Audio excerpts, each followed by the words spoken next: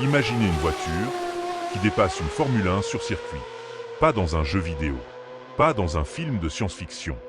Dans la réalité, c'est exactement ce que Red Bull prétend avoir créé avec la RB17.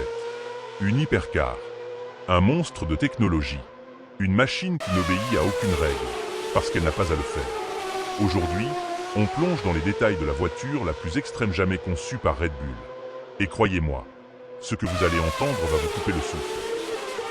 Tout commence avec un nom, Adrian Newey. Si vous suivez la Formule 1, vous connaissez cet homme. Il est considéré comme le plus grand ingénieur de l'histoire du sport automobile. Derrière ses crayons et ses calculs, 14 voitures championnes du monde. Williams, McLaren et bien sûr, Red Bull. Mais un jour, pendant les vacances de Noël, Newey s'ennuie. Et quand un génie s'ennuie, il dessine. Ce dessin deviendra la RB17.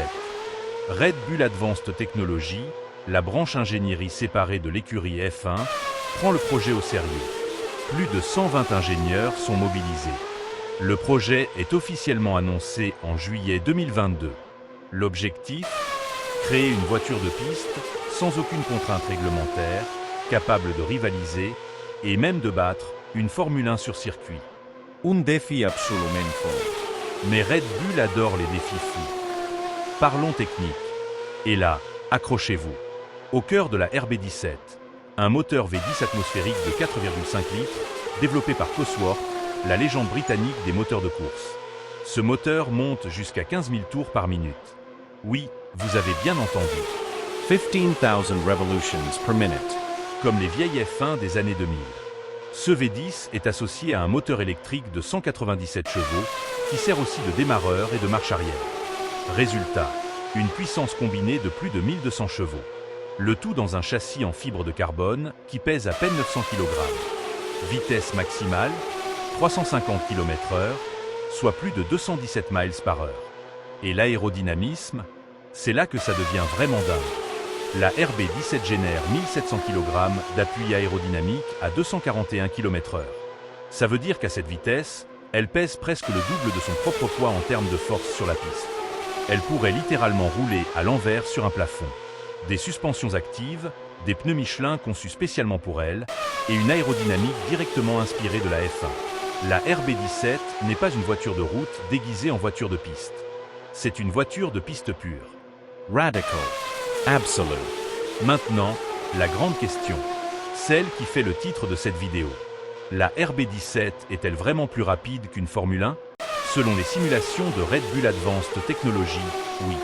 Le circuit de référence choisi, Spa-Francorchamps, en Belgique. L'un des tracés les plus mythiques du monde. En 2025, lors du Grand Prix de Belgique, Lando Norris a signé la pole position en 1 minute 40 secondes. La RB17, selon les simulations, tourne en 1 minute 38 secondes. C'est 2 secondes plus rapide qu'une F1 moderne. Sur un même circuit, 2 secondes, ça peut paraître peu. Mais en sport automobile, c'est une éternité. Comment est-ce possible? La réponse, la F1 a des règles. Des tonnes de règles. Largeur maximale, hauteur de carrosserie, poids minimum, systèmes autorisés. La RB17, elle, n'a aucune contrainte. Newey a pu aller aussi loin qu'il voulait. Et il ne s'est pas retenu. Mais voilà le hic. Si vous voulez une RB17, vous avez raté le train. Red Bull n'en produit que 50 exemplaires. 50. Dans le monde entier. Et ils sont tous déjà vendus. Le prix, 6,7 millions de dollars. Environ 6 millions d'euros. Et pour cet argent, vous n'avez pas le droit de rouler sur route. La RB17 est exclusivement réservée au circuit. Mais ce n'est pas tout. Chaque acheteur bénéficie d'une formation exclusive incluant l'utilisation du simulateur F1 de Red Bull Racing. Parce qu'une voiture pareille, ça ne se conduit pas comme votre berline du dimanche. Adrian Newey lui-même a réservé l'un des 50 exemplaires pour sa collection personnelle. Ce qui veut dire que 49 milliardaires chanceux ont eu la voiture de leur rêve. La production se fait dans un ancien entrepôt sur le campus de Red Bull à Milton Keynes, au Royaume-Uni. En juin 2026, la RB17 est en phase finale d'assemblage. Les tests sur piste doivent suivre, avec un lancement officiel prévu au printemps 2027. Les livraisons clients se poursuivront jusqu'à fin 2028. On ne peut pas parler de la RB17 sans parler de ce qu'elle représente pour Adrian Newey.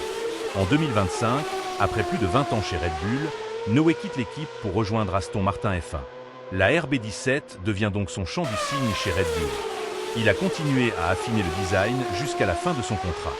L'un de ses derniers ajouts, une nervure dorsale sur le capot moteur, qui canalise les gaz d'échappement vers le bas de l'aileron arrière pour augmenter encore l'appui aérodynamique. Un détail d'ingénierie. Un détail de génie. La RB17, c'est 20 ans de savoir-faire F1 condensé dans une seule machine. C'est tout ce qu'un ingénieur peut faire quand on lui dit « fais ce que tu veux, sans limite ». Le résultat, c'est quelque chose qui n'avait jamais existé avant. La Red Bull RB17 n'est pas seulement une voiture. C'est une déclaration. Une déclaration qui dit « la Formule 1 peut être battue ». Pas par une autre équipe, pas par une autre réglementation, mais par la liberté totale de l'ingénierie. 50 exemplars. 6,7 millions chacun, tous vendus. Une machine que 99,9% d'entre nous ne verront jamais en vrai. Mais le simple fait qu'elle existe change tout. Si vous avez aimé cette vidéo, likez et abonnez-vous pour ne rien manquer. Et dites-moi en commentaire, vous pensez qu'une voiture privée peut vraiment battre une F1 en course? À bientôt. Disclaimer. This video is for educational and entertainment purposes only.